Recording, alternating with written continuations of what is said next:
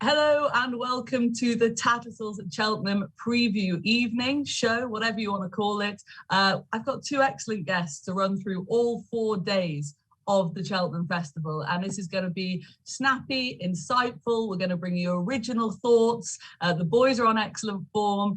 Last year was a great success, and this year is going to be another great success. And on top of all of that, we've got 4 excellent interviews for you as well to drop into the show. So without further ado, let's say a quick hello to both my guests. Let's start with you, Richard Pugh. How are you over there? Great. We're a couple of weeks out now between the racing that starts Tuesday week, the sale Thursday week. There's so much to look forward to this time of year, isn't there? Absolutely. I actually cannot wait. I'm really on the countdown at this point now. Jamie Codd, how are you? How are things going at your end? Very good. Yeah, very good. As Richard was saying, it's a very exciting time of the year. Gearing up for the festival, and we've some really nice pointers coming out, and yeah, it's all go, but it's all good. It's all go and it's all good. That sums up my life at the moment as well, Jamie. Right, without further ado, let's crack straight on into day one. And obviously, where better place to start than the Supreme? And it looks as though it could be literally one of the races of the festival, and that is not overstating it. We've got Constitution Hill, John Bon, Sir Gerhard, Dysart Dynamo, a load of other nice horses in there as well. Jamie, who's your most likely winner of the race at this point? I should look at from our perspective, like you want to see Sir Gerhard maybe running it and perform. He's been there last year. He won the bumper. He's been flawless this year. I know some people were quibbing about his jumping the last day in Leopardstown, but I still believe that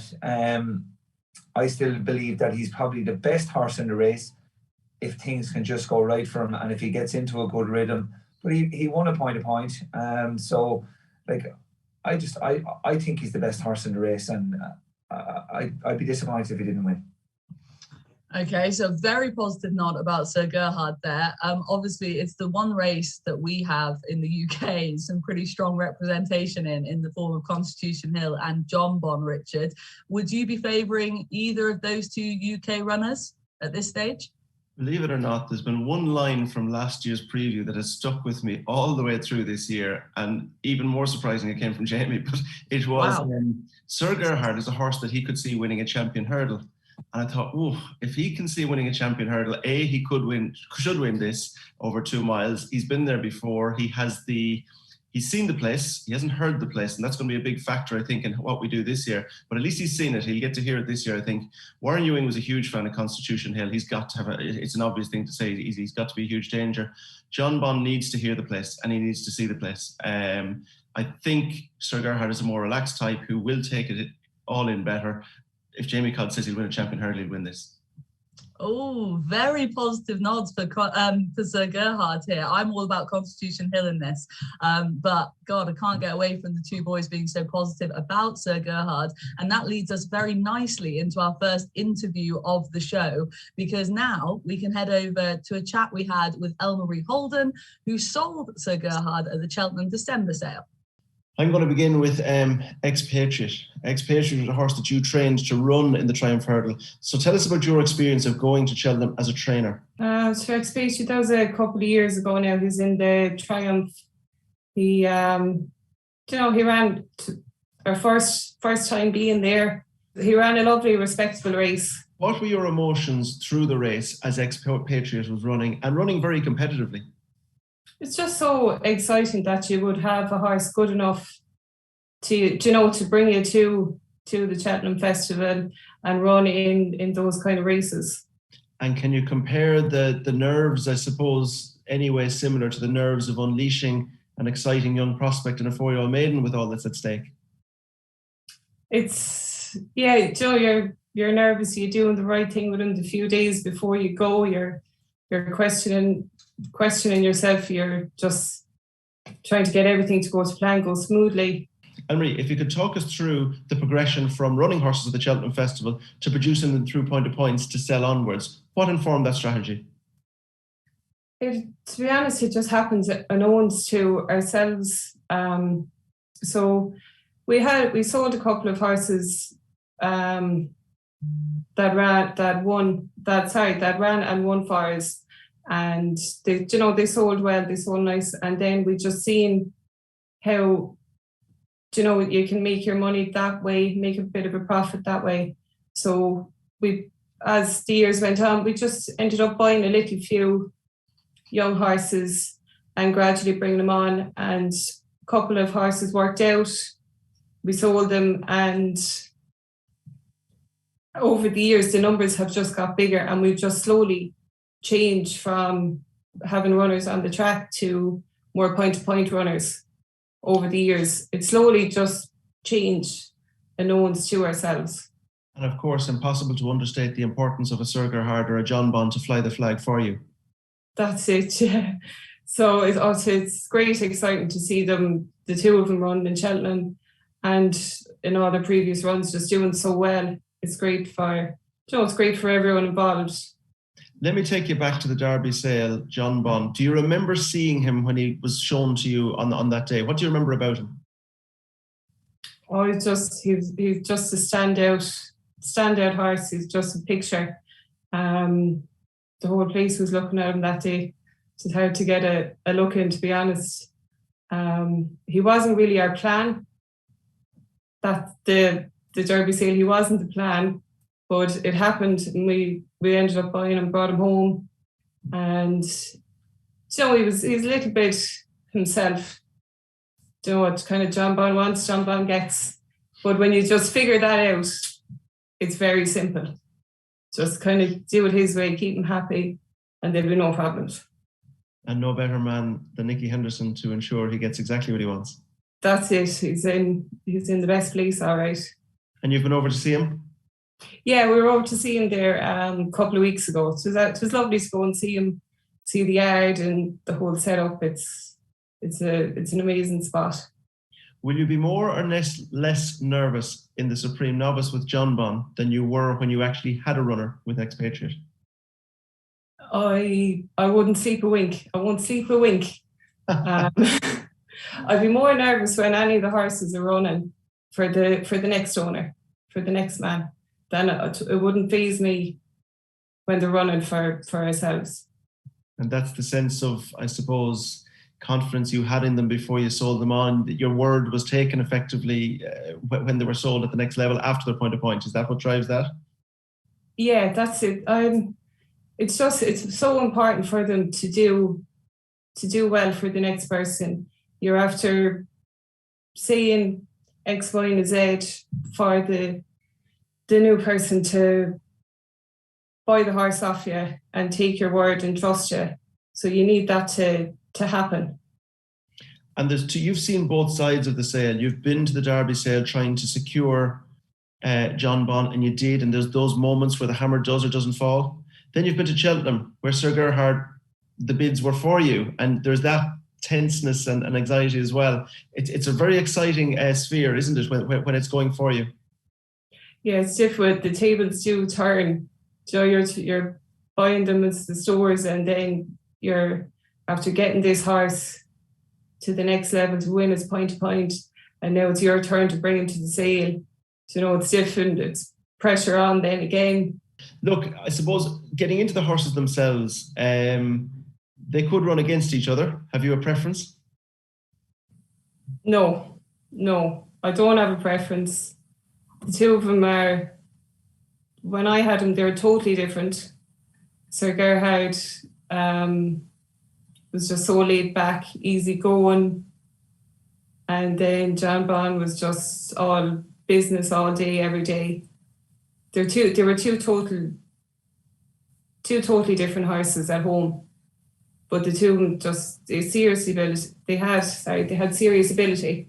Are you surprised that they're both, you obviously had to run them over 3 miles in their point-to-point. Does it surprise you they're both such high-level 2-milers? No, the two of them they were a bit special, both of them at home. They were big, they were just big horses. They needed a bit of time. The two of them ran in the fall. They just needed that the summer just to mature. There's an indication that Sir Gerhard is possibly going to go further than 2 mile, and he might step up to 2 mile 5. From what you know, where would you run him if it was your call? I don't think it'd be a problem if he just has a little bit of company. Just when he's jumping, it'd be a little bit far between. He won't be. So you think the 2 mile wouldn't be a problem? No, I don't think it'd be a problem. And you just touched on jumping there, and I'm glad you did. Is he a horse that we all saw Leopardstown, he jumped fine, but he wasn't, we'll say, slick, but he had no lead. Do you believe with a lead, he'll be slick enough to do what he needs to do? If he has a lead or just a little bit of company upsides, he will improve. No problem. Because you said how laid back he is. Is that sort of, does he need a bit of company to bring the best out of him? Yeah, there's no panic on him. You know, he just does everything in his ease, and if you ask him to go on, he'll go on. But just have a little bit of company upsides and there'll be no issue, I think. Well, it's an exciting thought that both could turn in upsides and Supreme Novice, or better for you that they might split and win 2 races. Oh, God. And listen, we're all interested in Cheltenham 2022 because it's around the corner, but have you anything for Cheltenham 23 or 24 in your yard at the moment that we should be keeping an eye out for? Oh, I hope so. I have a nice few coming on. So I have a nice walk in the park, Jukebox Jory. And you've had runners already this season with your 4-year-olds, Ellmarie. How have they gone? Good. We had a nice 4-year-old by Camelot. He ran in Lisrona on Sunday. He was second.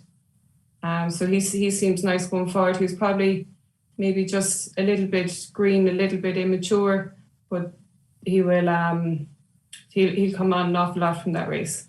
He's a nice horse, and we think an awful lot of him at home. And your plan for him? Cheltenham Sale, March.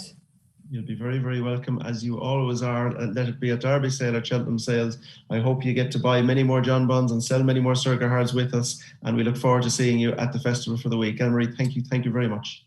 Thank you, Richard. Thanks, Mel. I love that. I love hearing from Ellmarie Holden.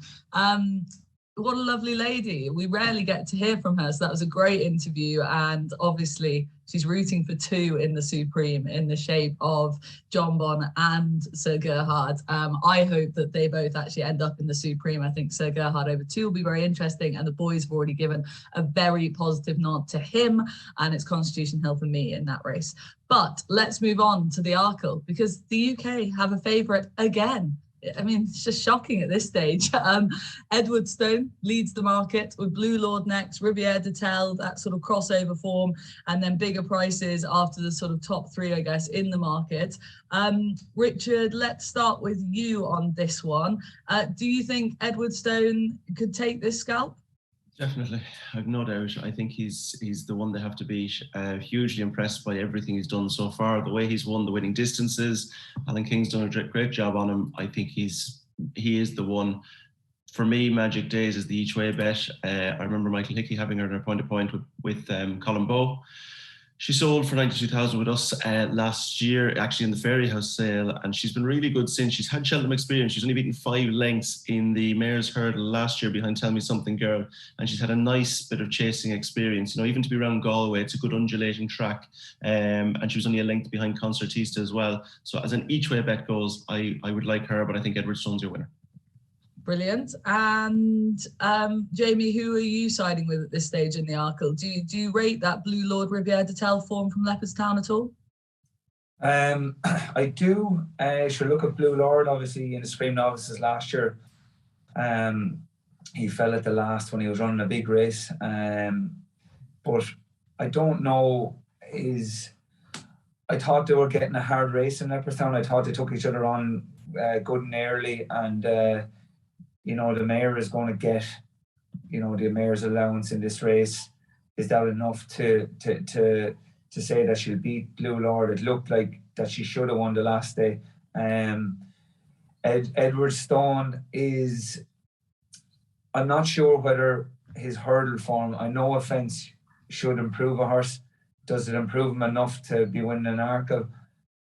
Maybe. Alan King is a very shrewd man.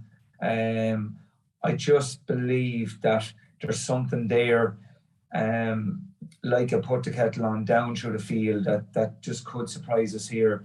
Maybe something like a Course Sublime, won well in a beginner's chase there in Gorn. But I do think Richard is right at an each way bet. Magical Days could be a sneaky one there. Another mare. She has course form. She'll obviously jump really well out of the Henry de Bromhead camp, and she might be one to side with there with a bit of each way money. Well, don't tell us that we don't give you a bit of value on this preview show. Love that, looking away from the obvious with Magic Days. Let's move on to the Champion Hurdle. Big race on day one. This may be a race where we're not looking away from the obvious, given that Honeysuckle has taken all before her so far. Quite simply, Richard, does she just win again? She does, and just to knock the point on the head about what is she beating, is it a poor renewal? Is it just that she's beating what's around? Last Christmas I was in Leopardstown and Sharjah won the Christmas Hurdle for the 4th time in succession. The only 2 horses to do that were Istabrack and Hurricane Fly. Not saying he's in their bracket, but in that sphere he is in that bracket. That's what he achieved. And Zana here got so close to him that Ruby suggested that if he continued on that trajectory, he could be a Champion Hurdle horse. And then he met Honeysuckle, who absolutely put him in his place. So I think she's making them look like a substandard group of hurdlers. She's just exceptional. And do you have any each way value bet away from the obvious or in the marketplace for, you know, some of those markets that without Honeysuckle market? And I suppose we should touch upon Appreciate It as well of this obviously year-long absence. Yeah, look, Tehupo was 11 lengths behind Durasso, ahead of Durasso, and Durasso was 14 lengths behind Honeysuckle. So on that basis, he's not too far behind. And who knows what Willie's capable of doing with Appreciate It. Pat Doyle he's sold so many good horses, Pat Doyle, that if he says this is the best he's had, and Willie Mullins has him, and he did what he did in last year's Supreme Novice, in any other Champion Hurdle, I'd give him a chance, but this is not any other Champion Hurdle. No, fair cop, I think. Jamie, are you all aboard the Honeysuckle train at this stage? Absolutely. I just don't ever want to see her getting beat. I think she's fantastic. I just love the whole story to her. I think it's a fantastic story from when she was bought. Mark O'Hare had her, sold her, and now she's gone on. Rachel riding her. I just think it's brilliant. Peter Maloney, Kenny Alexander. It's really, really good story. And I'd love to see her maybe go over fences someday and maybe try and emulate Dawn Run. I don't think that will happen, but she'd be well capable of it. But yeah, this mare is just fantastic. I suppose for me last year, the Champion Hurdle was really good. She was devastating in that. But I just thought when she went back to Punchestown last year, Henry's horses probably weren't just running up to full form, and she just put in another performance again. And that just goes to show how good she is. She's just an outstanding mare, and I just want to sit back and enjoy her while she's here. Yeah, I think a lot of people will be doing the same. And just same sort of question to you, is there any horse at a bigger price that might represent a little bit of value to maybe fill the places or within the without market? Yeah, that's what you're looking for. You're looking for something to be second. It really is. I think you could maybe just take Honeysuckle out of the field and stick a pin in it and see what will be second. Really, it's. I like Gordon's horse. I like the way he's been campaigned. Pugh. He's gone at the Esbar Allen route. He's kind of gone away from all the traditional trials. He went to Limerick, and then he won in Gorn there. He hasn't stepped into the big company yet. So this improvement could be there, and I have a funny feeling that if Honeysuckle for some reason doesn't perform, that maybe this horse might be the up and coming. He's only 5. He could be the up and coming star. Okay, well, that about rounds off what we're going to go through in day one. So we've had very positive nods towards Sir Gerhard, an each way shout with Magic Days, very positive about Honeysuckle, and some each way pointers there with Tiupu as well. So hopefully we've covered all bases for the big races on day one. And before we wrap up day one, we can go to our next interview, which is with Danny Mullins, who obviously has a fair bit of intel into lots of big yards, but none more so than the Willie Mullins yard itself. And he runs us through some of the main players that will be coming over from that yard.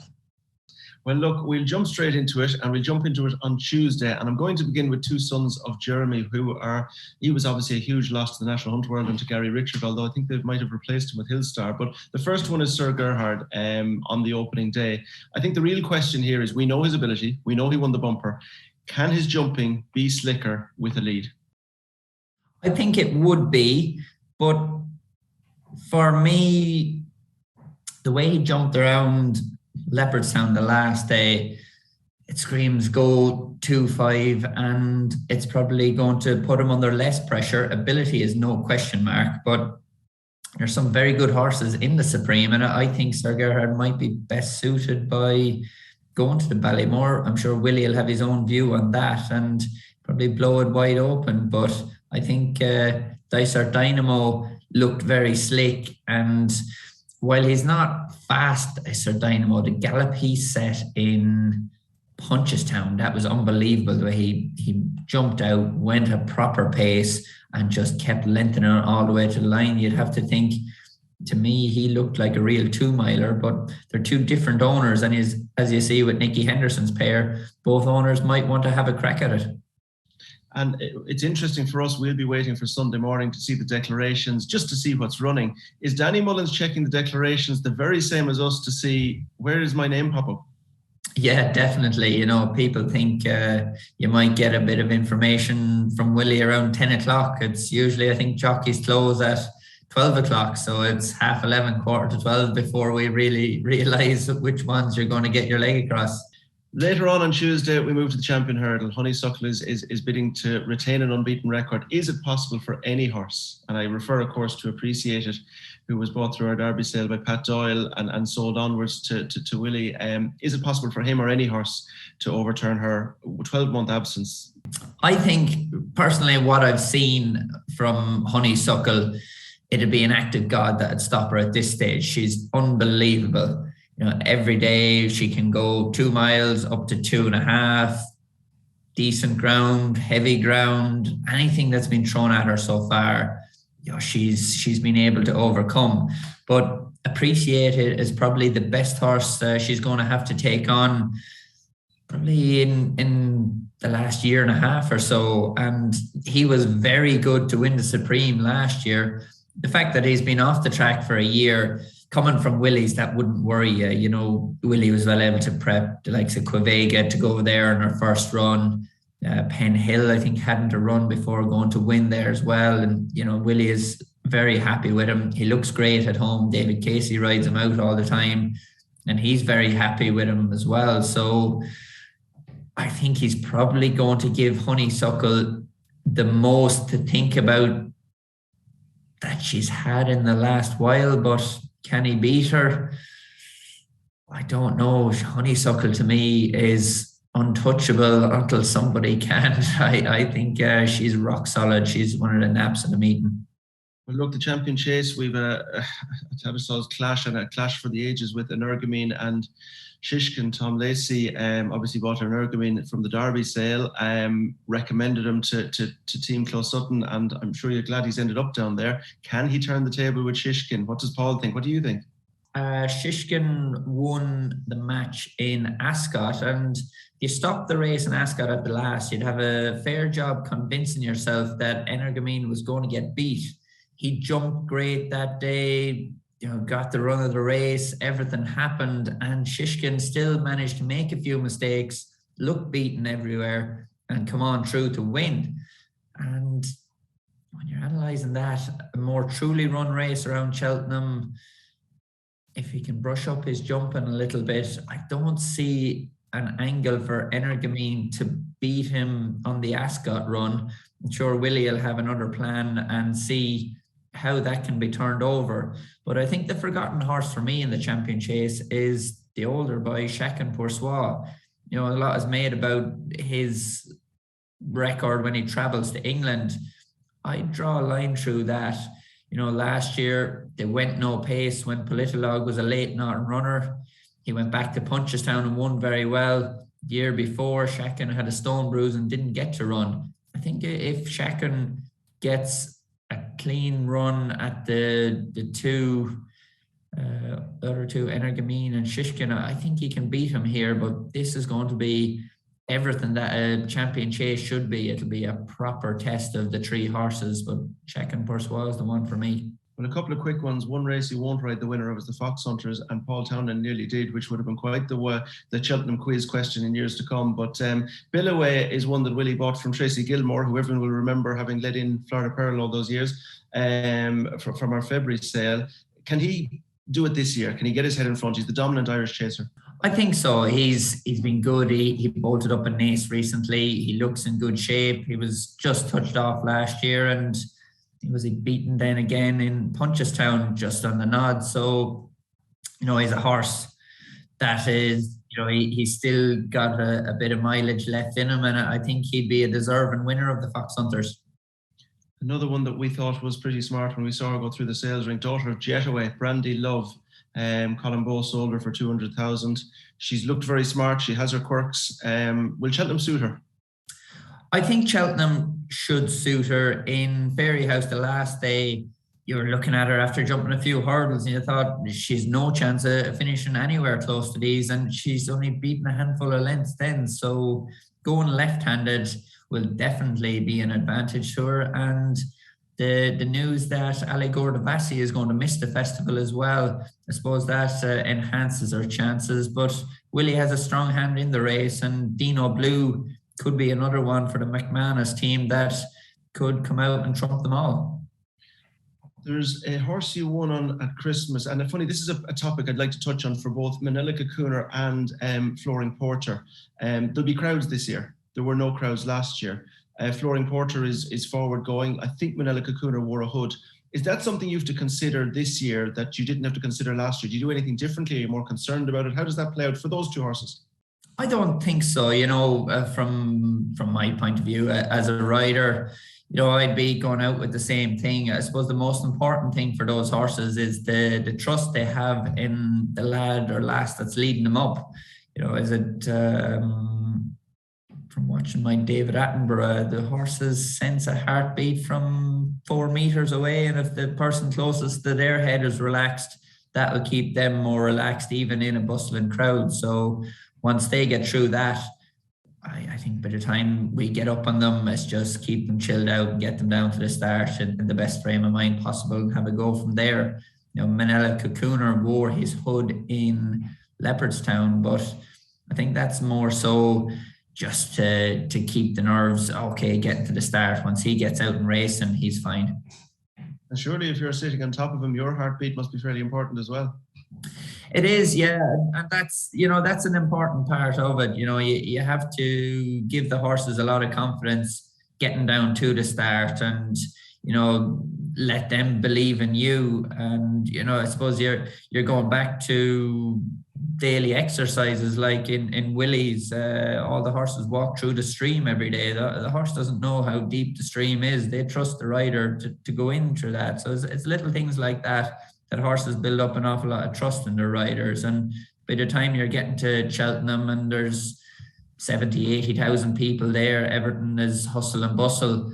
It's all that work that's gone in behind the scenes that puts the finishing touches and allows us to maybe go and win a big race on the day. Well, listen, nowadays we see such high prices for horses, and many of them at the top end of the market. But Sean Murphy, who bred Flooring Porter, he's one of the cheaper acquisitions that's a leading candidate at the festival. Can't imagine you'd want to get off him at this stage. No, definitely not. You know, Flooring Porter is in great shape. He had a good run in Leopardstown at Christmas, and I think on a level playing field with Classical Dream, he has a good chance of turning over that form. I think that run in Leopardstown was arguably stronger than when he won the Stayers Hurdle last year. So being a horse, that's a year older, I think a bit stronger, he's a chance to go back and win the race again. But it's a very competitive race. You've got the English horses, Time Hill, Champ, Paisley Park. They set a decent standard. Classical Dream maybe wasn't at his best in Gorn the last day, but I think on what we're seeing at home, he could be back to his best again. So it looks like another strong renewal of the Stayers Hurdle. Yeah, an exceptional one. The one race I think you might have put most thought into possibly is the bumper, because Willie has so many in it, and everybody looks at Facile Vega, Redemption Day, but they might be hoovered up by Paul and by Patrick. You must have your eye on number 4, 5 or 6. Charlie, I think, did it on the 9th string on Joe Cullen. Outside of the front two that everyone is talking about, which one is Danny looking at? I'm sure there's so many of them that are nice horses. I suppose the fella that won the 4-year-old bumper in Gorn for Rich, he was decent. And Madman's Game, while he wasn't visually impressive in Navan last week, his homework is very good as well. He could be a type of horse, that could pop up under the radar. There's so many of them there in Willie's. James's Gate was good in Punchestown. There's a chance he could have 7 or 8 runners in the race this year. So whichever one I can get my leg across, I suppose at that stage you look at the horse, what's going to suit them best tactically through the race, and try and make a plan to win. I think we were talking about Cheltenham quizzes earlier. I think if Madman's Game wins, he could be the first graduate of an online sale to win at the Cheltenham Festival. Of course, he was a 250,000 purchase in December. So remember that one when it pops up in a quiz in the Bagnall. Gold Cup, you've won the King George on Tornado Flyer. You've ridden a Styrian for Lunge. You've won a grade 1 on him over hurdles, and you didn't get too far on him over fences. He fell at the first. Can you make an argument for a Styrian for Lunge? He's another Pat Doyle Derby Sale graduate, as to how he can have his big day. We all think it's in him. Yeah, Styrian, he definitely has a big day in him. And, I've looked at a few of the races in Cheltenham, and, there was the chat, would Styrian go back for the Stayers Hurdle? Will he go for the Gold Cup? Where will he turn up? But when I was looking at Styrian, I thought, well, it's probably the closest he's got to looking like winning a race this year was in the John Durkin behind Allaho. Had he stood up that day, he might have given Allaho a fair race of it. Could he go back and run in the Ryanair? But who knows? That's going to be a decision Willie's going to have to make at 2.5 miles. Will it give him a chance? He travels quite well through the races and just doesn't seem to finish out. So that could be another spanner in the works there. And John Turner would love a big day out with Tornado Flyer if we could double up his success in the King George on him. Yeah, definitely. Tornado is very good in the King George. And I suppose Tornado is the one who had decent form at 2.5. He had 1 run over 3 miles last year. It didn't go to plan. But when he was stepped up to 3 miles in the King George, he really travelled and jumped well through the middle part of the race, which allowed me to sneak into the race nicely. And for Kempton being a lot softer ground than it usually would be, it'll have to give you great encouragement that he'll see out the extra 2.5 furlongs in the Gold Cup. And who knows, it's a competitive race. I think although Manila Indo hasn't been seen to his best so far this year, he's the horse that really comes into his own at Christmas or at Cheltenham. And he's the one we all have to beat. But there's so many others there. Album Photo, twice a winner. He won't be out of it. Plutar just touched off last year. Galvin, Protectorate. There's some proper competitive racing over there this year. But hopefully for me, if I could get the ride back on Tornado again, I think he's not out of the race in each way shout. I'm going to throw one final curveball at you. Not the horse that most people would. I was at the Dublin Racing Festival and I saw one horse hit the line so hard that you tried to slap Paul down the back on Boban and you had to pull him up because you're going so fast. Il Ete Tom, because by jukebox jury, Victor Connolly might have landed on a nice replacement, perhaps for Sean too. But Il Ete Tom behind Vauban for a first time out run for Willie. I walked away from the Dublin Racing Festival going, he's my little side bet, if you like. Am I wrong? I think he's got a great chance in the Triumph.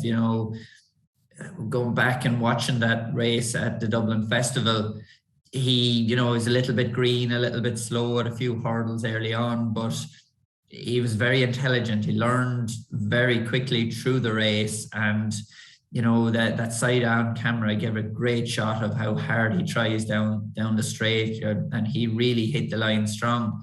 You know, that run behind Vauban it's very strong form. You have Piper in there as well, but I think Elliott has the potential to improve to get to their level. Who knows, will he get there? But I think it's a good shout, and he's definitely not out of it. Well, Danny Mullins, thank you for taking the time to join us on the preview. We wish you very well in a couple of weeks' time with all your Cheltenham mounts, and particularly with your Tattersalls grads. And I hope Willie is kind to you when he's jockeying everything up around 11:30 or 12 o'clock. Make him a nice breakfast every morning. I will do. Brilliant to hear from Danny Mullins. He's one of the really intelligent guys in the weighing room, quite a different thinker, and there was lots of little nuggets in there that I'm sure plenty of you will be noting down in your notebooks.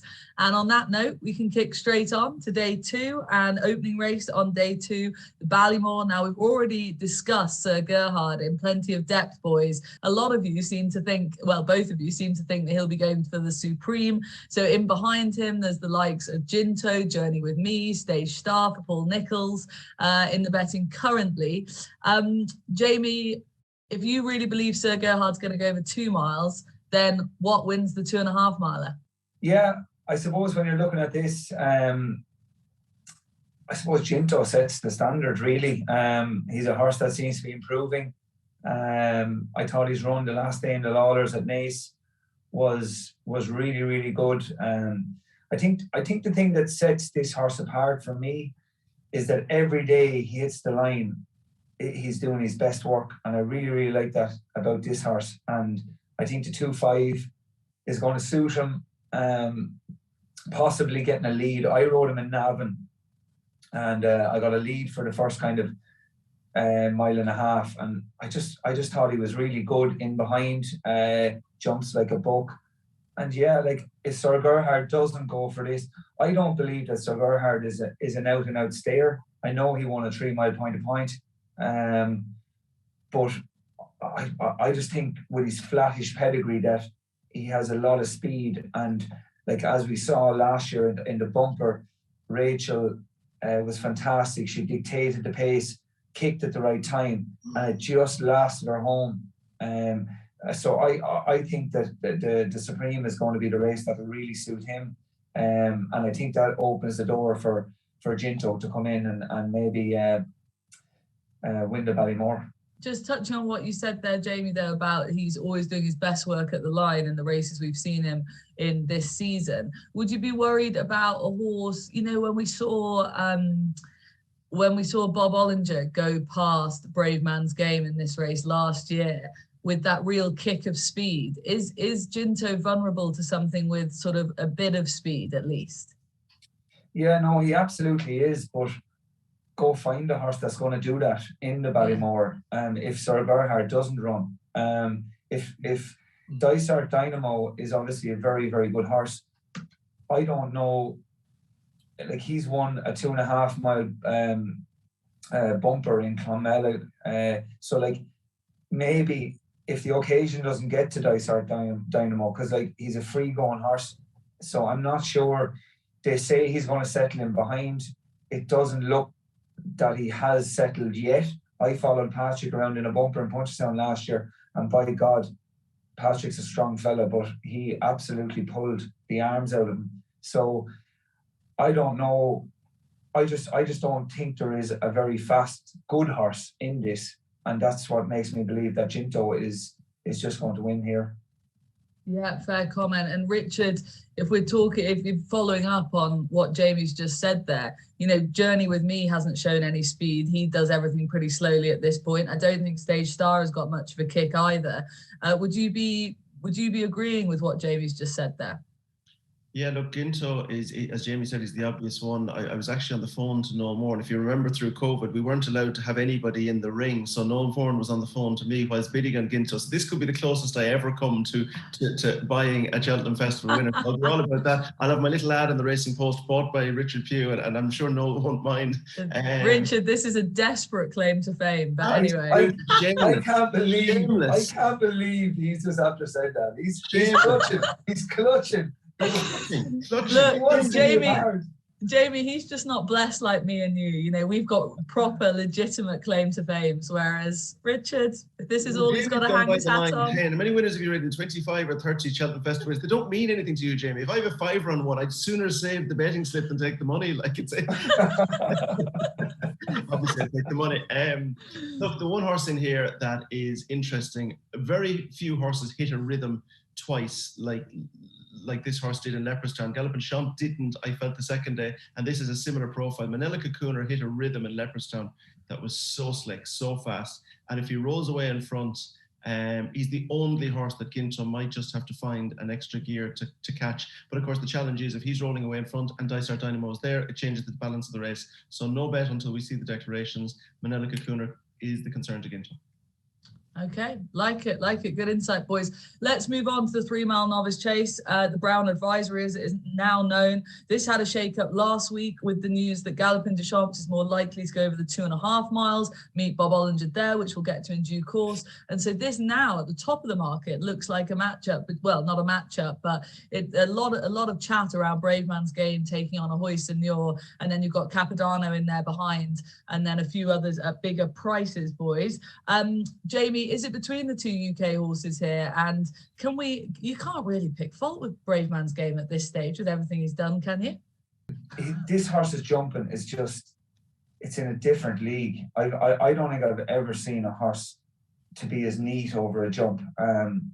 Kempton the last day, Harry just came down to the last and he gave him the offers to go 1-2 and come up, and this horse done an absolute dance on the toe board. It was just beautiful to watch. I think this race, Fences has made this horse better. I think 3 miles suits him.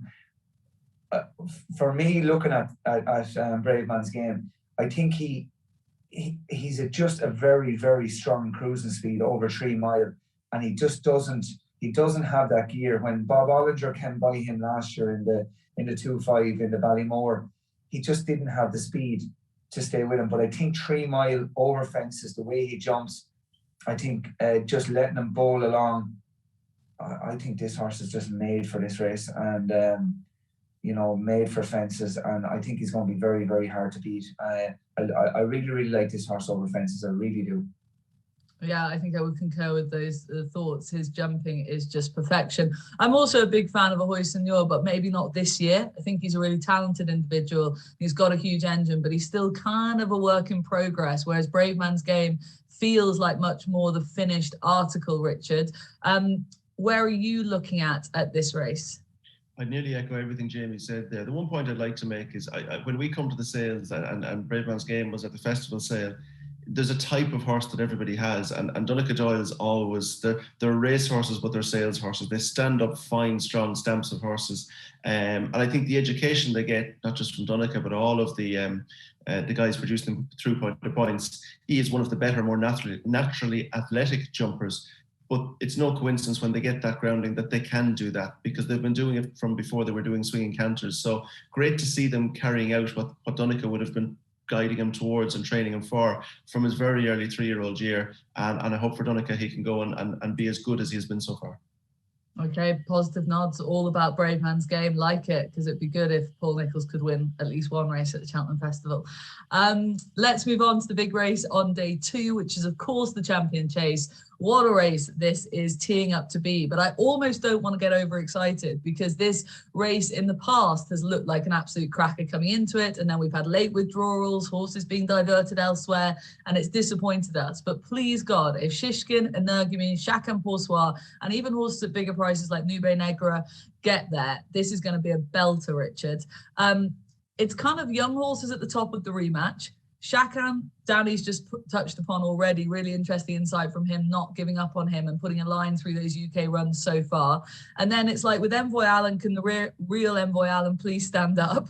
I mean, there's so many question marks in this. I almost don't know where to start with the unraveling of it. You're only making one mistake. Get excited. Why would you not get excited with a Champion Chase like this? Because it's disappointed me in the past. I've been so disappointed by things in life. It's just too many scars on me. Right, we won't go there in a Tattersalls Cheltenham preview, but we will look forward. This is about looking forward. Look, there's one thing for certain. if Paul rides Chacun Pour Soi, and that's Willie's recommendation, or whoever rides him, he's going to roll away in front and he's going to set it up for an exceptionally good race. Chacun Pour Soi, that's the way he wins races. He has them won by the second last, and then he sort of sees out through the line as best he can. I think what's coming behind him is too strong this time in both Energumene and Shishkin. Willie Mullins' interviews are fascinating, and immediately after Ascot, he was able to process exactly what happened, which was everything that could have bounced for Energumene did. He hugged the inside rail, going right-handed, jumped slick, fast, quickened well, battled well, but ultimately got beaten by a horse that things didn't go badly for, but it wasn't as slick, it wasn't as fluent, and he still won, and that, of course, is Shishkin. I have a soft spot for him. I remember the late Eileen Bennett buying Labyrinth along with her husband Clive, and choosing Sholikoff and going down to Rathbarry. So I remember him from before, before they brought the mare down to Rathbarry. I was there when he won his point. I have a soft spot for him. He's one where both my heart and my head are fully and foursquare behind, but what a race. What a race indeed. Big nod to Shishkin then from Richard. Jamie, are you getting excited about this race? Do you think the matchup will happen between the big three in this? Yeah, no, look, you're hoping Chacun can just turn up and perform. He hasn't done so yet in the UK. The run in Sandown was, I believe, he was too fresh. It was his first run, and he just looked a bit fresh and well, and probably did too much. But last year he was well held in the Champion Chase. So he has a bit to find. Does a 10-year-old find it? I'm not so sure. So like you're looking at the two young guns coming through, the two 8-year-olds, Energumene and Shishkin. I think when you're looking at a race like this, you're wanting, there's no better race to watch, in my opinion, at the festival than 2 mile chasers going at it. When you look back through the years, you have Direct Route, Edgerton Bleu, Moscow Flyer, Welsh Sheaf, those big battles. And I think this is going to be a battle as well. And I hope it's a battle for the next couple of years, that these horses don't dodge each other and just take each other on all the time. Because on any given day, I believe Shishkin is the better horse. But I don't know what improvement will Cheltenham bring out in Energumene. He hasn't been there yet. So who's to say he's not going to be better for going to Cheltenham, going left-handed? So it's going to be very, very interesting. Head says Shishkin. I just love the way this horse runs. He's not an exuberant jumper, but he's a very safe jumper. And I think that's what's key here, that I don't think he'll do anything too silly. We seen Moscow Flyer one year leaving his arse end in the ditch and unseating Barry Geraghty. I don't believe that will happen to Shishkin. So I think he's a safe bet that if he's there close enough to Chacun and Energumene turning in, I think he'll outstay them. Okay. Like it, boys, like it a lot. Could be could be the race of the week if it develops as we hope it might. Let's move on to the Champion Bumper, and we'll stick with you, Jamie, because what better man to speak to about this race than the Bumper? Come on, give it to us straight. You've been banging on about this American Mike. You've been very bold about him already in a few snippets we've seen in the press. So go for your life. Does he just bolt up here? I don't know, because I was very confident before Christmas, and now Willie has unleashed about 6 monsters. But typical Jamie Codd fashion, I'm going to stick the chest out and just keep going until we're beat. So that's what I'm going to do. Yeah, I do. I love this horse. He's the best bumper horse we have in Gordon's this year. And yeah, I'm going to 100% stand behind the horse. He's done nothing wrong. He was awesome in Down Royal, and he did what he had to do in Navan. The mare that he beat in Navan, Peter Fahey's, came out and run a great race at the Dublin Racing Festival in the Grade 2 Mares Bumper. Yeah, so and he absolutely annihilated her. So yeah, why not? He hasn't been beaten, he hasn't done anything wrong. You're looking at the Willie Monster Train going there, but myself and little Michael tip along there, and hopefully let him do the talking on the day. Okay, well, just to talk about Facile Vega just briefly, because of course he's the big talking horse after that performance at the Dublin Racing Festival. Gordon had a nice horse in that, and you got left for dead essentially. How did that race ride? Was it as true a race in the run that it looked for us viewing it? Because obviously you couldn't help but be absolutely blown away from watching it on the television. But in terms of the race itself, how do you dissect that race? Do you think it's as good as it looked, I suppose, is the question? Yeah, absolutely. It's the main bumper. There was a lot of winners in the race, and the best horse usually comes out on top, and that's what happened with Facile Vega. Look, he looks like he could be a champion. He's bred to be a champion.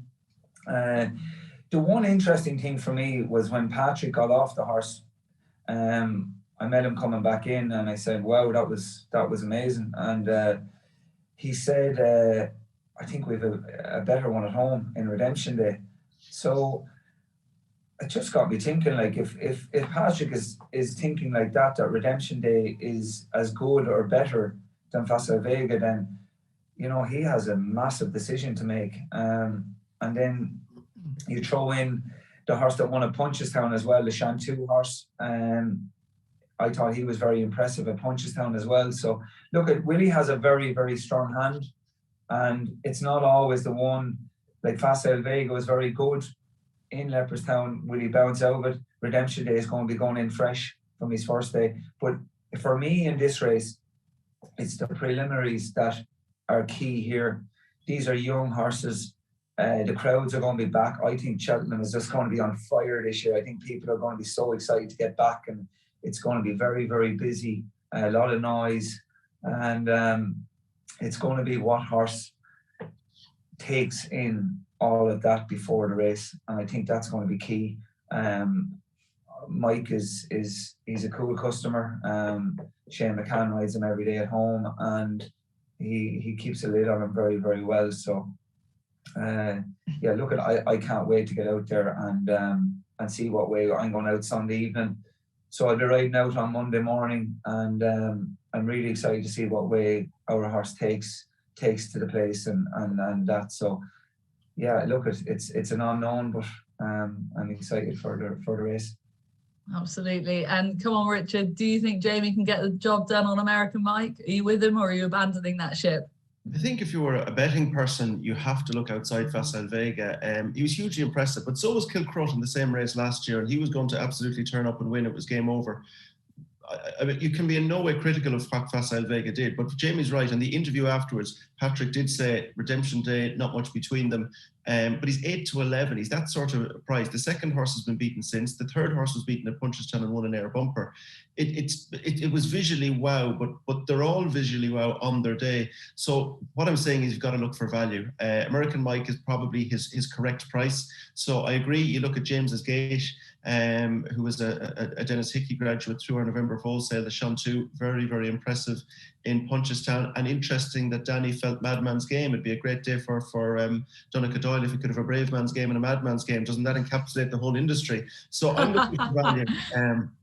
I'm looking for value outside of Facile Vega. I'm hugely appreciative and respectful of what he did, but not to the point of 8-11. Couldn't have that he's that price. So going to go 25-1 Madman's Game, because it has to be a little outside the box.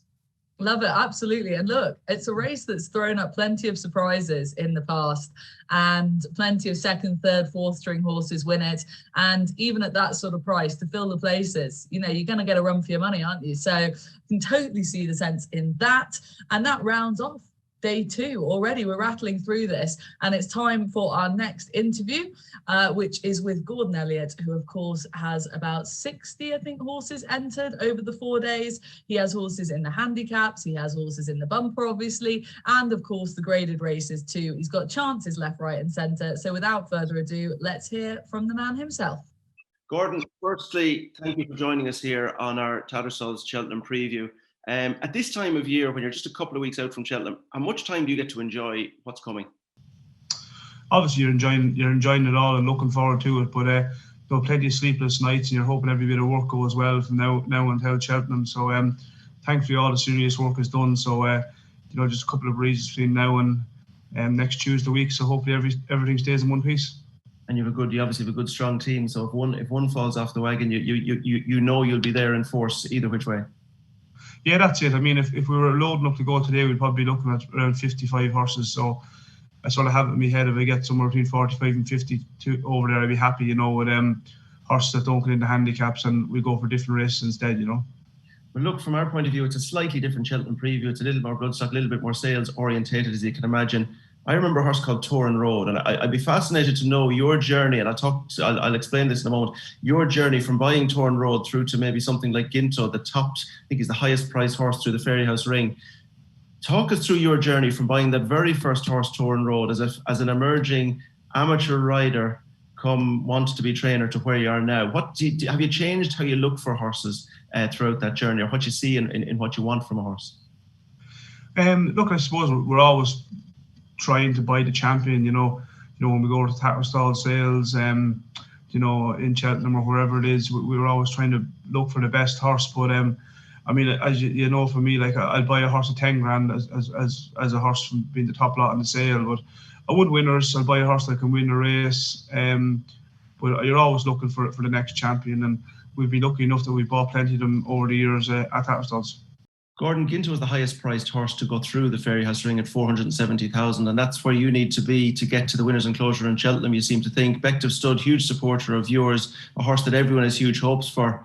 How is he, and where does he go? We're really looking forward to running him in Cheltenham, and we're undecided exactly what race we're going to go for yet. I suppose we'll just wait and see where the ground is. If it got very, very dry, we could maybe step him up to 3 miles. But at the moment, I have the Ballymore in my head. I don't think he's as slow as people are thinking he is. I think the 2 mile 5 will suit him. He's won his maiden hurdle, his graded hurdle, and his grade 1 all over 2.5. So I think at the moment that's the race I'm leaning towards, and I'm really looking forward to it, to be honest. Look, COVID kept us on the road over the last 2 years. He bought Ginto in Fairyhouse. He bought American Mike in Newmarket. He was a Derby Sale graduate for Michael and Ann Cullen. And then the Doyles, Sean Doyle, brought him to Newmarket. Cheltenham Bumper, Jamie says he's not going round to follow Patrick up the hill. What's your take? Listen, if Jamie says that, I'm happy enough. As you know, Jamie, he doesn't say anything lightly. So if he's happy, I'm happy. Shane McCann rides him every day, and he's very happy with him. And Jamie rode him work on Monday morning, and he's very happy with him. He's a couple more breezes to do, but I'm happy where the horse is. He was good in Navan the last day. He hasn't done much wrong, to be honest. Willie's horse was very impressive in Leopardstown, but Elliott's a nice horse.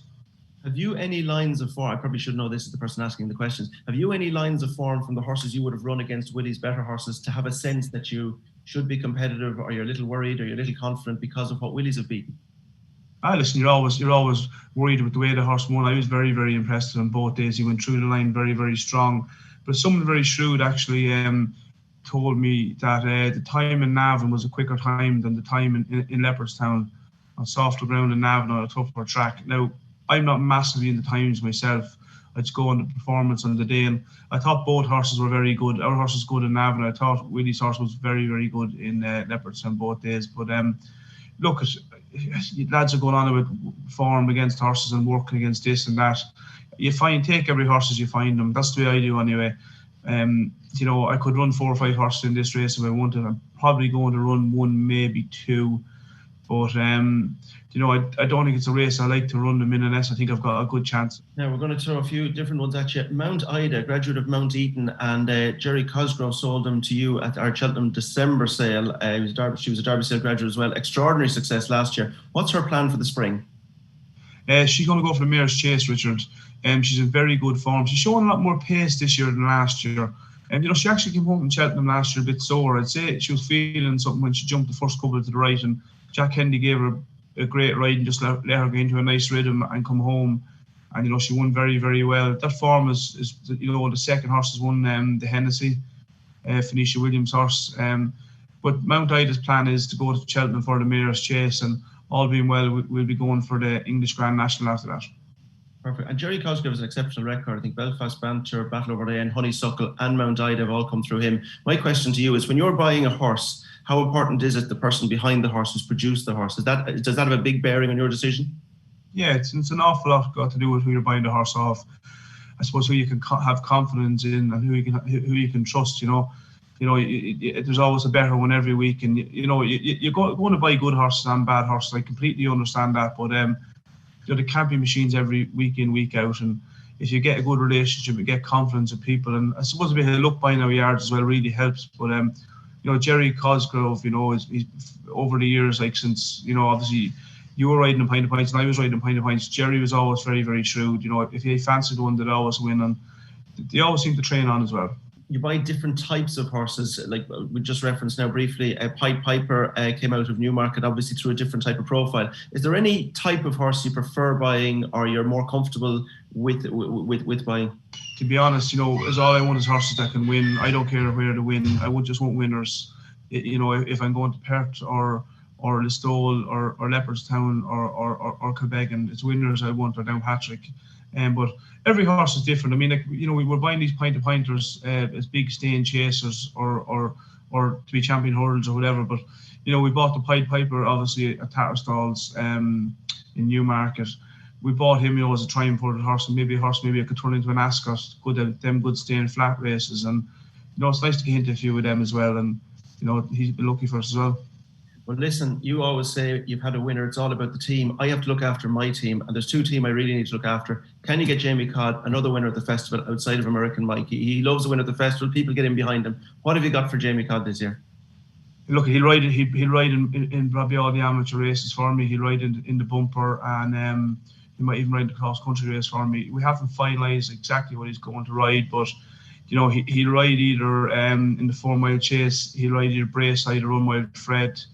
I'm going to claim off Frontal Assault in the Kim Muir because he's got top weight. Rob James rides him. Jamie will probably ride Smoking Gun in that.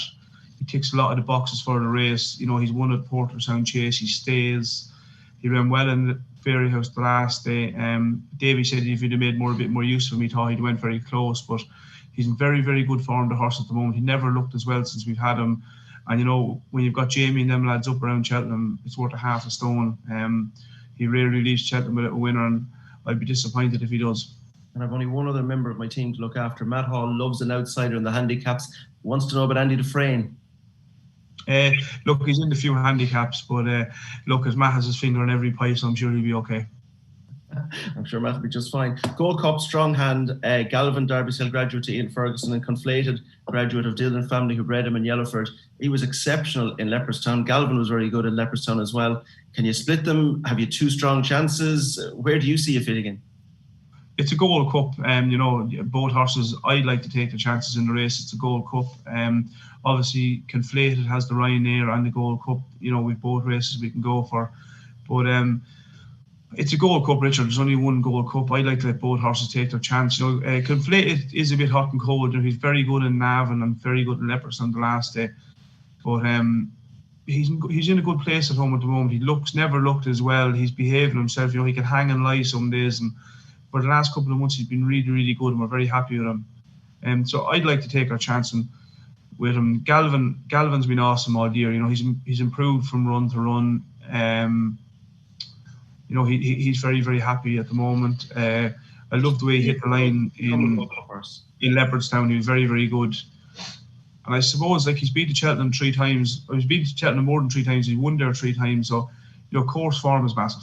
Has he surprised you? Did you think he could be a Gold Cup horse in his early years? No, in fairness, Ian Ferguson sent him to me for Ronnie to have a bit of fun and bring him to Perth and all them Scottish tracks for a bit of fun for Ronnie. And we've took the horse steady, and he's just kept improving. But he's a proper horse, and he stays, and you have to stay to win a Gold Cup. And I suppose the one thing about him, even since he won in Leopardstown the last day, he's shown an awful lot of pace, Richard. He's shown pace at home working that he never really showed before. Sometimes it's interesting when you're watching, listening to podcasts or watching different documentaries. Sometimes you kind of get class with training the same horse the same way. They were talking about the horse that won the Melbourne Cup to come back to win over a mile, a grade 1 over a mile after. And I think working Galvin with quicker horses has sharpened them up, to be honest.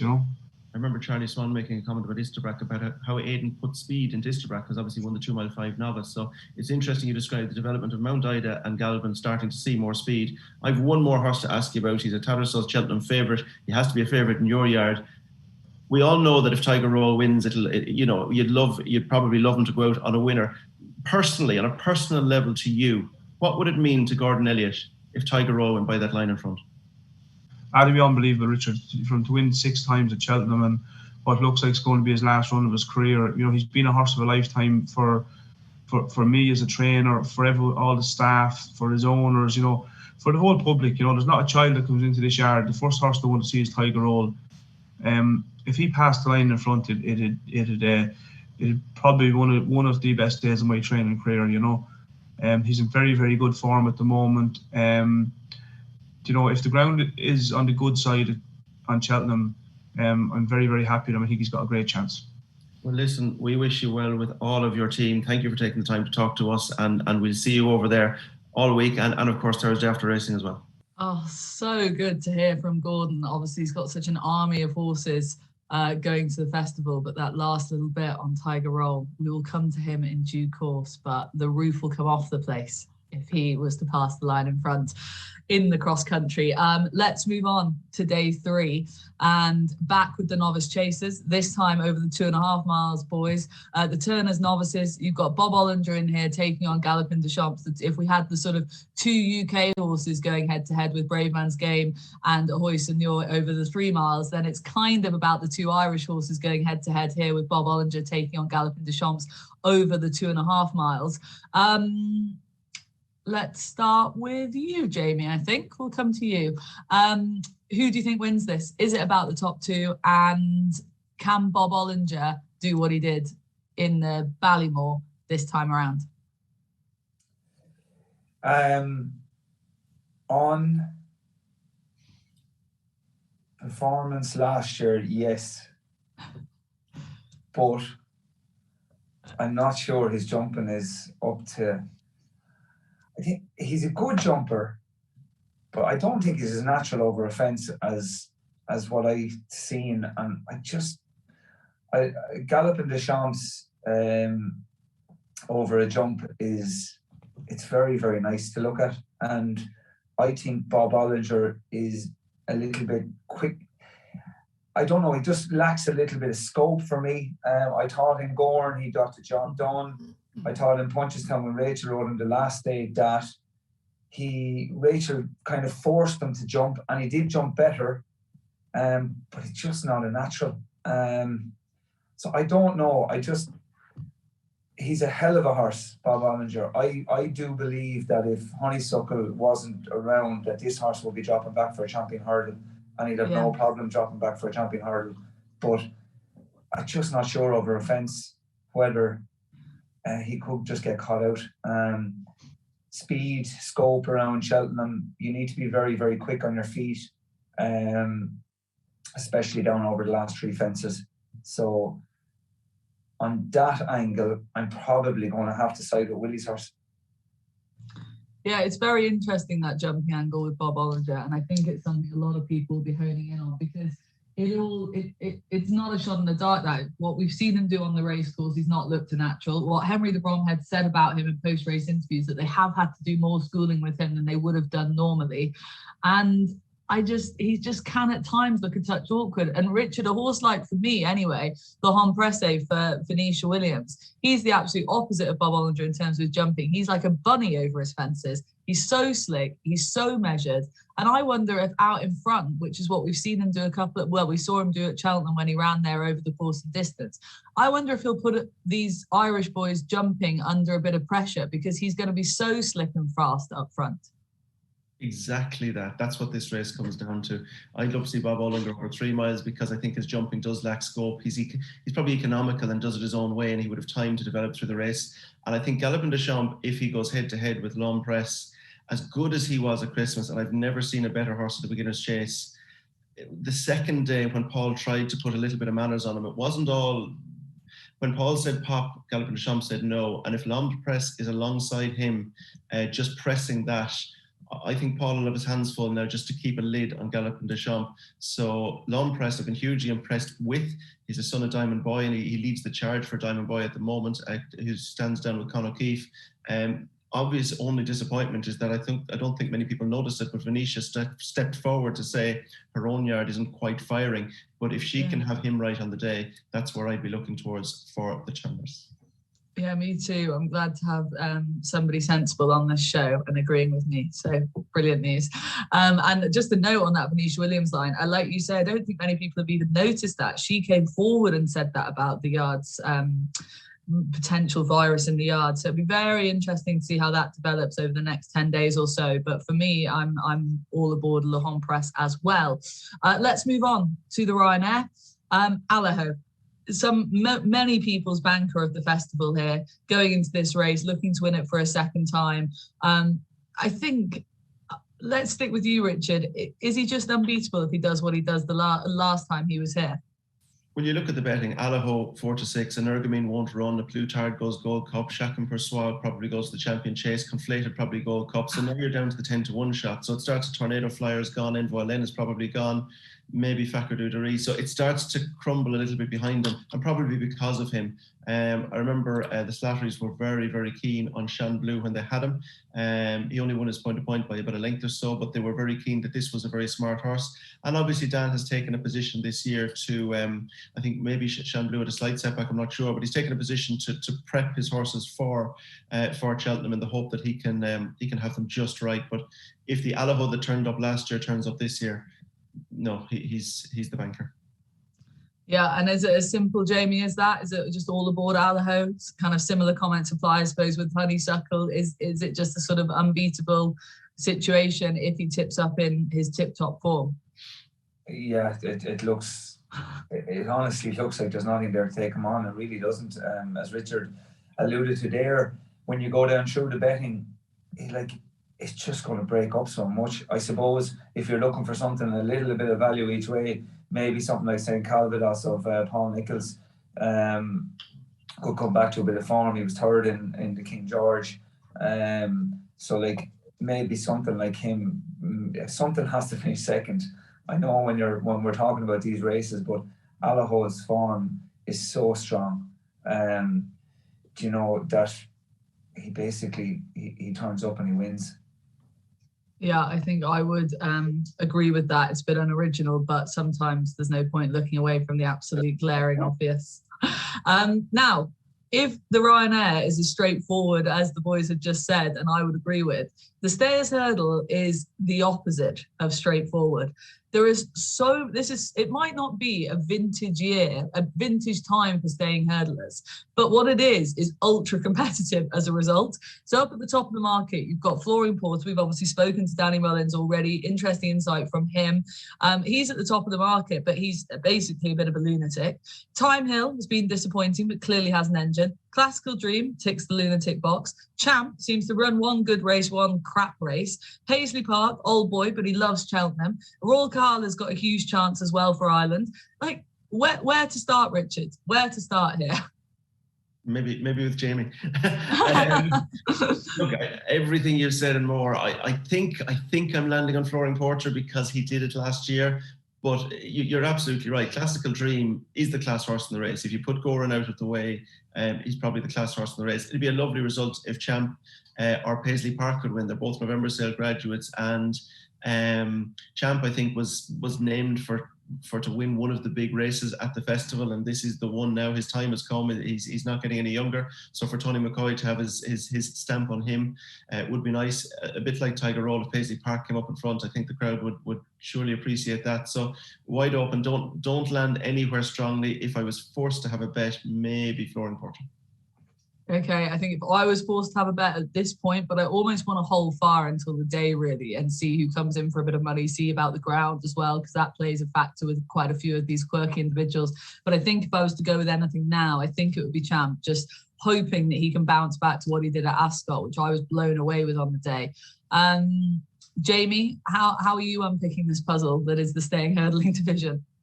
Yeah, I don't think if Champ comes back, but like his form overall has been very, very good from when he won an RSA, you know, coming back over hurdles now. But it's a real muddle between Champ, Paisley Park, Rebecca Curtis's horse that won, Liz Nagar, Oscar. Oh, yeah. You know, they're all kind of messing around with each other there. So I believe that Flooring Porter probably should win again. I think he's still the best horse in the race if everything goes okay for him. What I thought at Leopardstown, I thought Paul Townend got 10 out the gate, and Flooring Porter just couldn't make it back at the end. I thought it was just a bit unfortunate, but I love the way he battled. I know that form wasn't franked in Gorn then after, but I just think he has to win. I think if he gets out the gate, does everything okay, I think he's the best horse in the race, and I do think he wins. If I was looking for a little bit of each way value, I'd maybe chance a young mare in Ryle Kahala. I think she should go for this. I think she stays very, very well. She's a Flemish mare, Peter Fahey. And I think that maybe she should go for this. And if there is a little bit of dig in the ground, she could be going to be second. But Flooring Porter for me is a class horse, and been there, done it before. If Danny can keep a lid on him, yeah, I think he's the one to beat.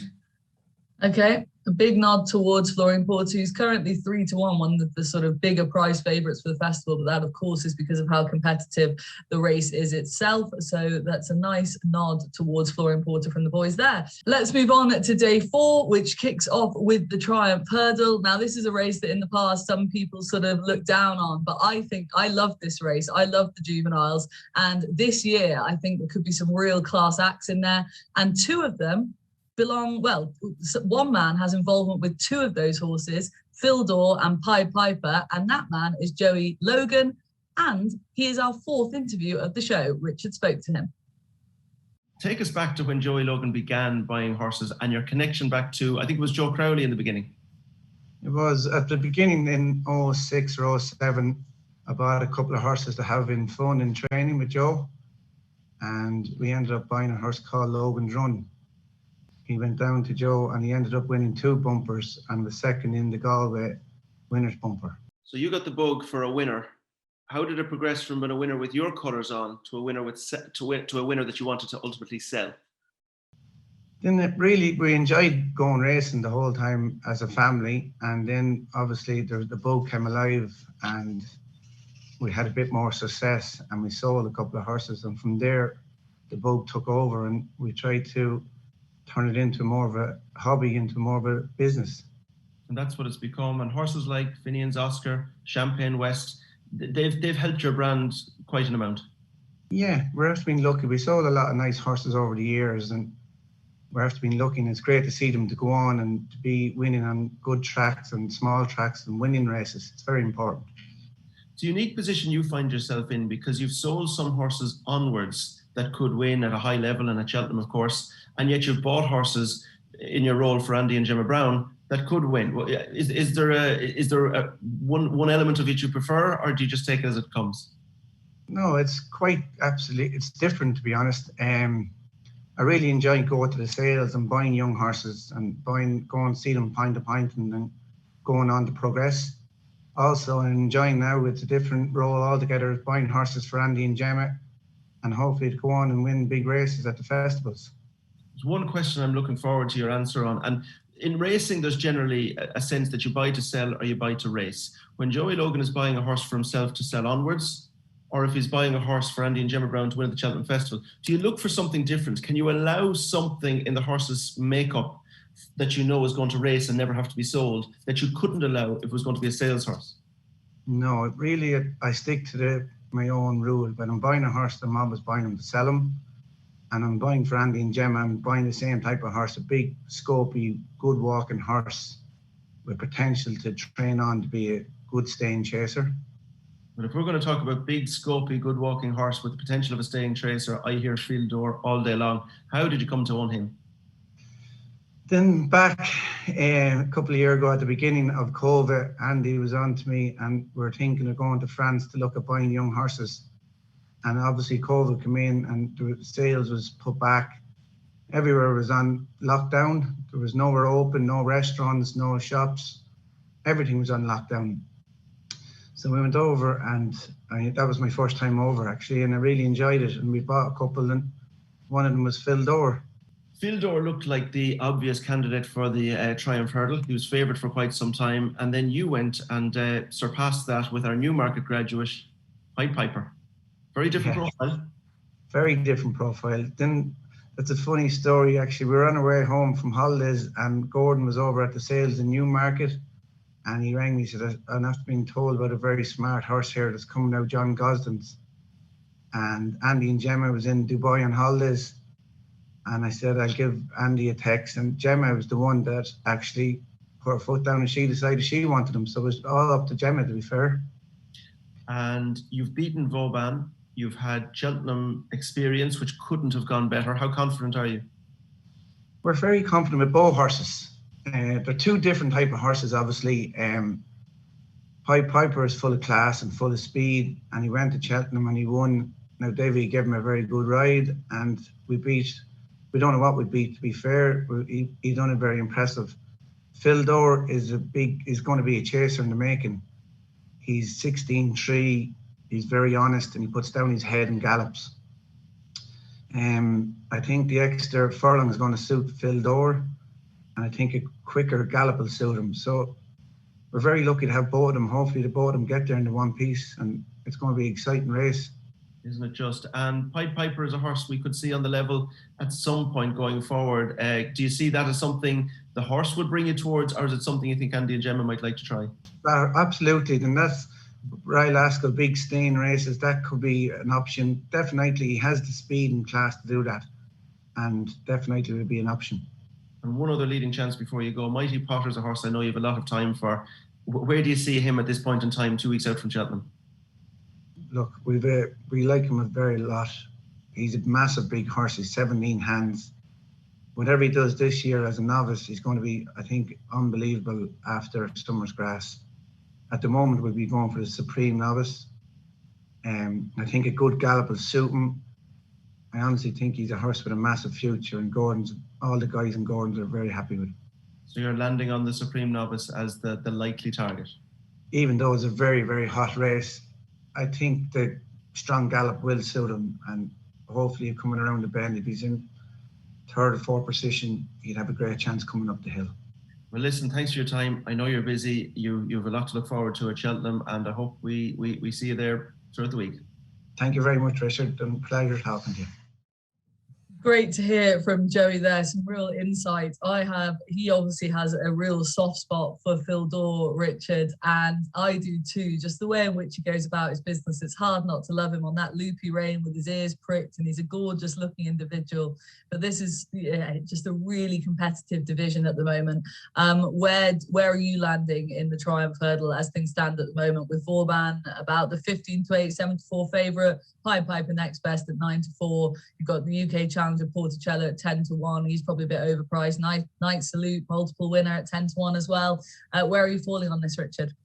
I had no doubt when I left down Ryle that Phil Dore was the one. I'd seen the next coming. This was it. Big compliment to Joey to be able to buy Phil Dore as one type of horse, Pied Piper a very different type of horse, and Mighty Potter another different type of horse. And of course, he's bought plenty of good ones along the way. To me, Pied Piper beats Vauban simply because when they met, he beat him, and he's got a lovely prep run and experience of the venue. And if you're trying to split two horses very close together, that's a lovely prep. If I was Gordon, I'd be so happy with the way it's gone. A bit of hardship, he's learned how to race, and then he's got track experience. Vauban has to pick himself up from what was a tough enough race in Leopardstown. So Pied Piper beats Vauban, but as I mentioned earlier, because I had to ask Danny about it, there was a little bit of 16s and 20s around about him. Elliott Tom for me, he hit the line so well at the Dublin Racing Festival that he's my each way bet. Yeah, fair enough. Can concur with those thoughts. Jamie, where would your head be at with the Triumph Hurdle, looking a more competitive division than potentially it's ever looked before at this stage? Yeah, Triumph Hurdle, they never jump the fence. They don't run on bumpers. They're just... It's not for you. I don't get too excited about a Triumph Hurdle, but there is some very good horses running. I think Pied Piper holds all the aces here, really. I thought in Punchestown they said that Vauban didn't probably jump well enough, but I thought he got beat on merit. I thought our horse was going to improve as well, Pied Piper, and then he went to Cheltenham, and I thought he was just awesome. And I think he's the one to beat here. Gary Moore's horse, Porticello, son of Sholikoff. Gary Moore before with Goshen. He can get one ready for this race now, and I think they have a very, very strong hand here with him. So I think Pied Piper and Porticello. Like it. You might not be enthused by the race itself, Jamie, but that was relatively insightful from you. So we will take that. Thank you very much. Richard, let's move on to a race that I actually think will get Jamie a bit more interested anyway, the Albert Bartlett, because this is a race where, from a Tats point of view, you guys have so much interest in this, as you would expect, you know, staying hurdlers over the 3 miles, big sort of chasing types. At the moment, Manila Crooner is up at the top of the betting. Hillcrest next best in for the Henry Daly team. He was back on track last time. Ginto will probably go elsewhere, as we've discussed already. Wide open affair. But Richard, from the horses that you've seen on the ground at sales rings, either being bought or sold, who do you like in this? I'm really, really looking forward to this race. I was at the ITBA Awards on Sunday night, and very appropriately, David Minton was recognised for his contribution to the Irish industry, and he gave a very, very favourable mention to Hillcrest, who was a 190,000 Derby sale purchase. It'd be a wonderful success for Henry Daly. He's out of Shop DJ by Stowaway, 8-length defeat at Crystal Glory the last day. I'd certainly have a soft spot for him. Journey with Me, Michael Murphy produced him in his point-to-point. He was very, very impressive down at Ballindennis. He's a horse I think is very, very suited to this race, probably land there. And I've always liked Hollow Games. From the time I saw him with his point-to-point, James Doyle and Mary Doyle had him, sold him through the festival sale. We have a few festival graduates, Brave Man's Game, Hollow Games, etc. I want to like Hollow Games, that's where my heart is, but my head is with Journey with Me in this one, and that's my money follows my head, so I'm going with Journey with Me. Okay, Journey with Me for Richard. Jamie, come on, let's get you back on the bridle here. What do you like in this race? What's Gordon and Hollow Games for Gordon? Are you taken with him so far? I was very taken with him last year. He's been very disappointing this year. There's no point in saying different. He hasn't run to the same kind of form that we thought. We thought this horse was going to progress and end up being a strong Ballymore Albert Bartlett horse, and he's fallen short of the mark for some reason. I don't know. You know, he won 2 bumpers. He won his point-to-point impressively for James Doyle, but he's just not running to that. So we're hoping, he seems in good form at home. We're hoping that maybe the extra trip will help him. He's a good jumper, but he has to come forward. He has to improve. I really like Hillcrest.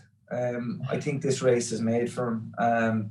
It'd be lovely for Henry Daly to get a winner, get a big winner at the Cheltenham Festival. As Richard has said, you know, he was a big Derby sale purchase by David Minton, which was fantastic.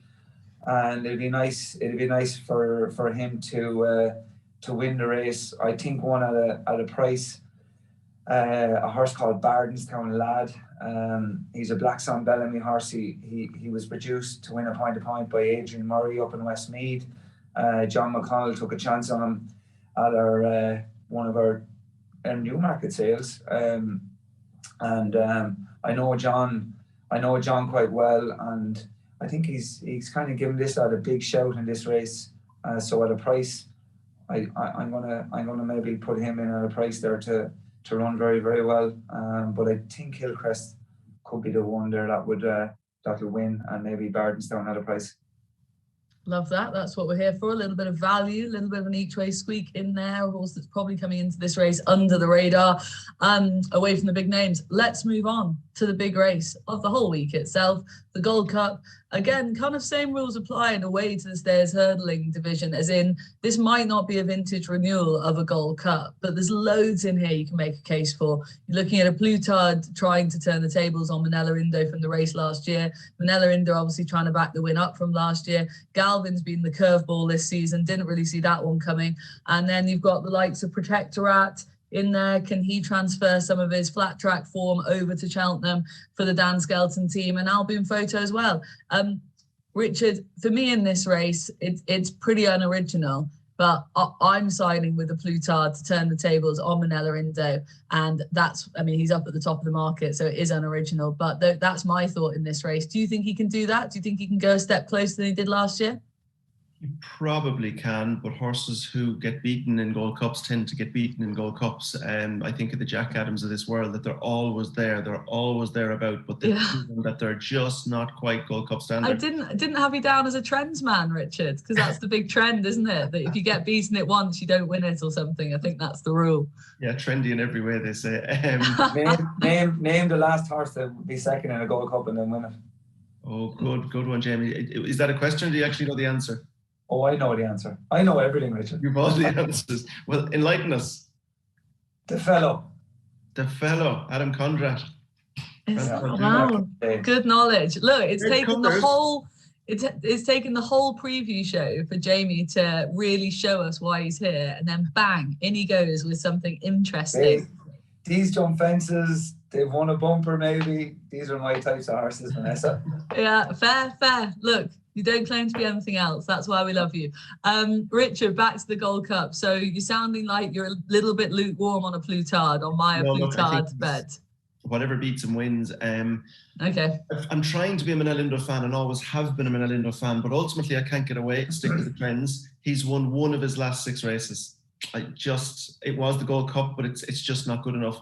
And you're trying to pick a reason to put horses away because there are so many live chances in this. Protectorat was second off 154 2 runs ago. That just doesn't quite hit the mark for me. I'm fascinated by Conflated. If Manella Indo did what Conflated did at Leopardstown, Manella Indo would be hard favourite. But the vibes, and Jamie will know better, can he back it up? I don't think he's a reliable horse. So your chance bet at 12-1 is Conflated because he's destroyed them. He really did destroy them at Leopardstown. But if you want to be safe and have a run, I think exactly what we saw at Leopardstown is exactly what we'll see again. It'll be a Plutard and Galvin, Rachel and Davy Russell fighting it out at the finish. Just because I know he will hit the line, Galvin. But if I was Rachel, I'd be watching Jamie on character building on repeat from now until the Gold Cup and hoping that Galvin is there to be shot at for one little bang on the line. There you go. I've described the way the race will run, not to mind the winner. I'll give you the 1, 2, 3. Galvin beats a Plutard and Conflated runs well in third. There you go. Look at that for insight. He's literally thought about that. He's visualized it and then he's explained it to all of us. It's just Richard Pugh, you're perfect. It won't end up like that though, of course. So actually he'll be eating a bit of humble pie because Conflated, I'm sorry, Jamie, I just can't be having him in a month of Sundays. I know what he did at Leopardstown, but it was too out the blue for me. It was too out the blue. I just can't be having it. Yeah, I like he's the most quirkiest horse you're going to come across. He can lean, he can run out. He ran out in a bumper in Thurles and he's younger. Like he's a bit of an unknown, but like, yeah, I like what he did in Leopardstown was really, really good. He won't have David Russell on his back, which is a massive negative for me, because this horse needs confidence and there's only one jockey riding at the minute that can give a horse like him that confidence, and that's Davy Russell. He's poetry in motion over a fence. And I'd imagine he's going to side with Galvin because Galvin looks like he's improving and he's probably more dependable. He's been to Cheltenham last year, whereas Conflated hasn't. We definitely don't know how Conflated will take to the place, will take to the whole occasion. So I'd say Galvin is the safe option for Davy, and he's probably on all known form. He's the best option. So yeah, I can't really have conflated either. He's just too undependable for me. If he turns up like Leopardstown, if he has a chance, but I'm not sure. The 3-2 is going to stretch him. What wins it? I think Manila Endo is probably the one. He's the best stayer in the race. And if it turns into that kind of a race again, I thought he's run the last day in Leopardstown. Forget about King George. It was a disaster. Down Ryle, he was never ready enough for Down Ryle anyway. I think he comes into his own at this time of the year, and he's ran really, really well at Cheltenham every year. He's won an Albert Bartlett. He was second in an RSA. He wins a Gold Cup. He's proven around the track. He's dependable around the track, and I think he wins another Gold Cup. Spring is his time of year. So a nod to Manila Indo, some mentions for a Plutard. Galvin will be in there fighting as well, and Conflated will either be out the back of the TV screen or winning or doing something in between because he's such an unknown.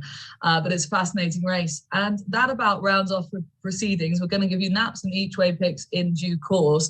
But before we get there, Richard, any other horses you kind of want to mention that you're looking forward to seeing elsewhere? Obviously, we've not touched on any handicaps or any of the lesser races. We've just gone in at Grade 1 level. Is there anything that you're really looking forward to seeing, either from the Cheltenham sales or just from a personal point of view? Yeah, there's one in the Fox Hunters. Here we go. No, it's very much my heart. David Christie for the last number of years has been winning open lightweights and hunter chases at an extraordinary level, and he's a man who deserves a Fox Hunters on his CV.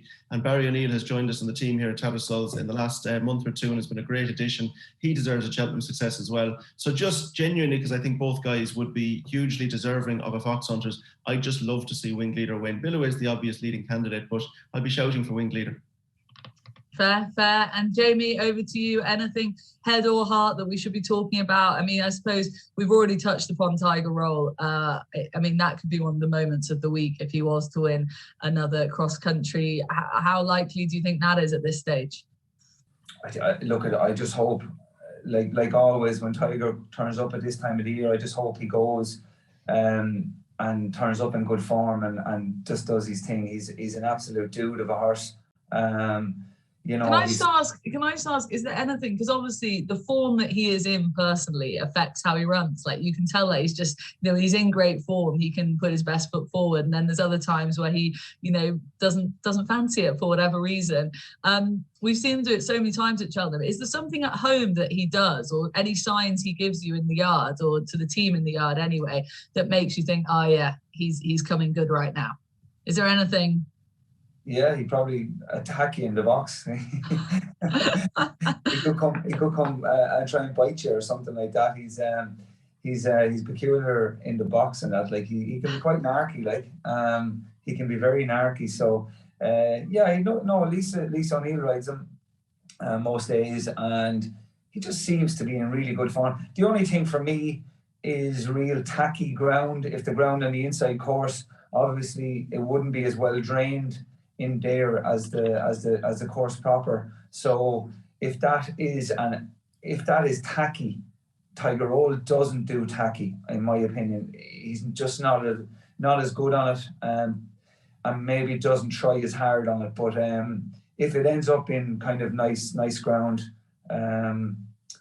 he has to have a massive chance again. He really is. He's in good form at home, and I think it'll be a great result for him, for the horse personally, the horse, if he can win and just retire on a great note, it'd be a fantastic story. And but a mare I really love to see run well, she goes for the Mayor's Hurdle, is a mare called Queen's Brook. She's Mr. Pugh, actually. Richard's dad had her as a store. Can I ask, is that the mare that, was there a day at Goran, was it? Did she win the bumper at Goran? Yeah, she didn't just win now. She came up the straight like about 25 lengths. I was stood on the rail there. I just couldn't remember what racecourse it was, but it was the day where absolutely the heavens opened. I have rarely seen a horse go past me in those sort of conditions with the speed she did in the last furlong. I was blown away by her. And then she went off 6-1 with the champion bumper. But Is it gone under the radar now after being? Yeah, no, she's back in good form, Vanessa. Sorry, she's back in good form. If you think back to her bumper form, like what's in front of her in a champion bumper, Fernie Hollow and Appreciated. Yeah. You know, that is top of the pops form. Like it really is. It's a strong line. She's going for the Mayor's Hurdle. I think she's 12 or 14 to 1, and Dennis O'Regan rode her the other day. Dennis goes into Gordon's a good bit. He's a fantastic judge. He's as good as I've ever come across a judge of a horse, and he thinks that she's in top form, and I think she's going to run a massive race. It'd be brilliant for Richard's dad to have that connection, and I think she's one to keep on side.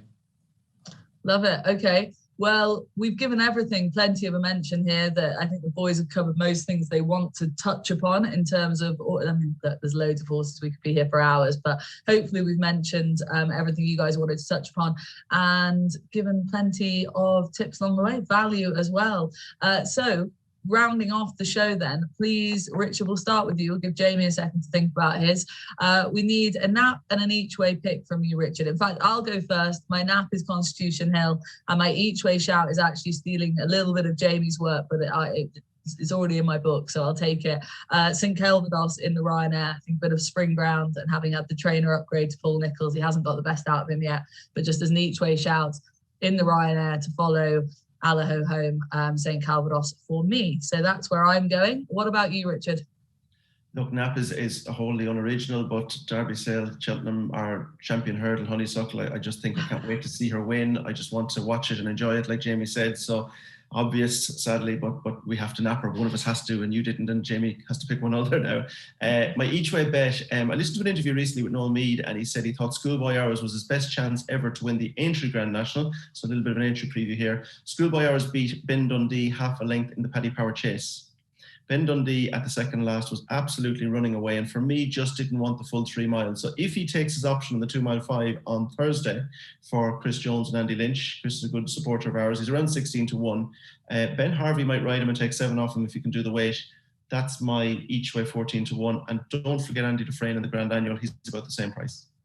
Love it, thanks very much. And Jamie, over to you. A nap and an each way pick, please. My nap is original as well. It's Shishkin. I think he's I think he'll win. I think he'll win the champion chase. I'm really looking forward to it. Be a savage result for everyone, for Virginia Constantine and Rob James, who had him as a young horse, and then for Nicky and that. And each way selection, I might go Course Sublime in the Arkle at a big price. Okay, like it a lot. Well, look, thank you very much, boys. Jamie, good luck to you throughout the week. I'll be there cheering you on as always, fangirl that I am. And Richard, good luck to you too with all your interests and your selections as well. Thank you very much for both of your contributions, and thank you very much for watching. That was the Tattersalls Cheltenham Festival preview. Hopefully we have given you some interesting insight and some value bets along the way. Good luck to you all. Go well.